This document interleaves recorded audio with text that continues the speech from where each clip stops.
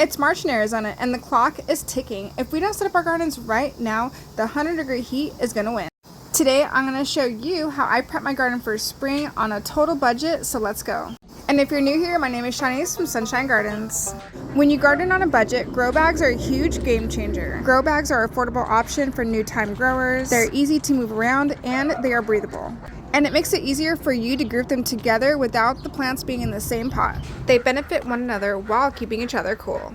I also use chicken wire for fencing. It's an easy and affordable way to keep cats and other animals out of the garden. During this time of month, you want to group your potted plants together. This will help attract more pollinators, and it's easier to maintain when you have a lot of plants to manage. Even when you're growing plants directly in the soil, growing plants together helps create biodiversity. But make sure to do research on the plants that you grow together. To save on water and protect the soil from drying out, I like to use straw as mulch.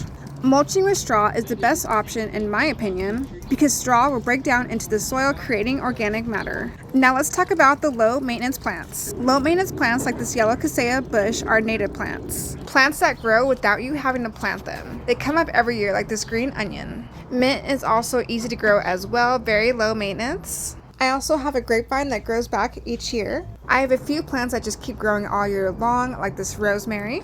I enjoy growing roses that bloom during certain seasons.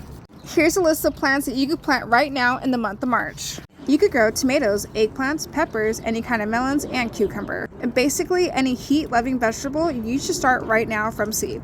I'll make sure to leave a list down in the description. Don't dread the heat, beat the heat by building a structure that protects your plants from the summer.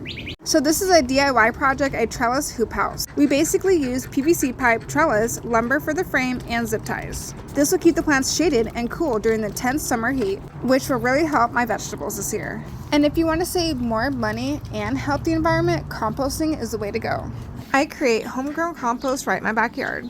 And yes, I use sticks to form a nest. With the help of organic matter and worms, within about 6 months, I'm able to create my own compost. And when you garden in the desert, compost is the key ingredient to keep the plants healthy and strong, especially during the summer.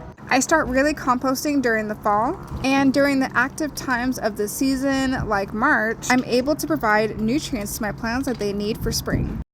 Avoid heavy pruning. Obviously, you don't want to prune any plants that are already in bloom, but this native shrub, like this red Mexican bird of paradise, which is a fast grower, definitely needs to be pruned down in the spring.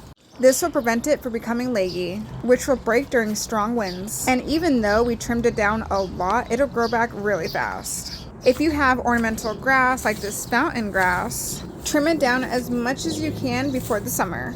By not over pruning, you give your plants enough shade to withstand the intense summer. Now's the time to water the right way this month. Plants in grow bags need water every other day. Same with baby plants that are grown directly in the soil. Heat-tolerant plants like this Western Indian lantana shrub only needs water once a week. Potted plants should be watered every day. Same with seedlings. And always remember to check the soil before watering. Now's the perfect time to harvest all your cool season vegetables. Last week, I harvested a lot of my lettuce. And it's good to harvest them before the pests get to them. You're also going to want to avoid fertilizing when the temperatures hit 90 degrees. Supporting pollinators. You can support pollinators in many ways. I like to order affordable solar water pumps, which is literally eco-friendly because it's powered by the sun. The constant running of the water will prevent mosquitoes from laying their eggs in it. And your garden could look cute on a budget. This will significantly help the pollinators like birds and bees survive the summers. I hope you found this video helpful and thank you so much for watching.